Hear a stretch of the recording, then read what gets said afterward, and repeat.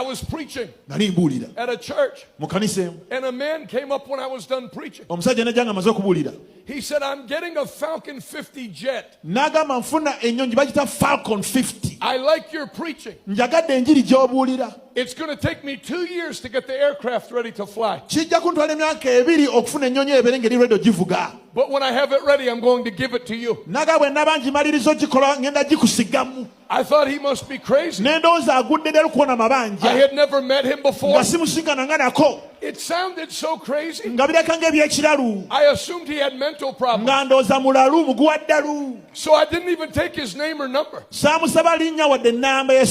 A year and a half later, he called our office. He said, do you have a place ready to put the plane?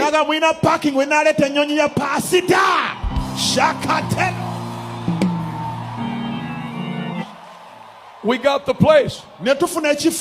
Then we got a phone call. Come to the airport. I came to the airport. I waited like I was waiting for a rental car. And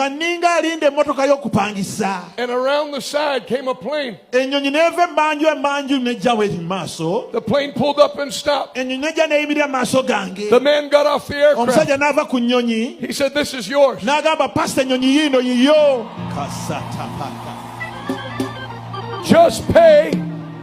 Just pay for the pilots and the fuel. The fuel was $31,000 to fill it up one time.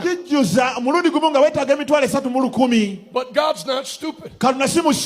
When I showed the picture of the plane on Instagram, one man sent a check for $100,000. He said, this is for fuel. A second man, $150,000. This is for fuel. Then the man gave me a bigger plane to use. So I finished preaching Friday in Arizona. I would never have been able to be here on Sunday. But we got in that plane. We took 4 pilots. One is a colonel in the Air Force.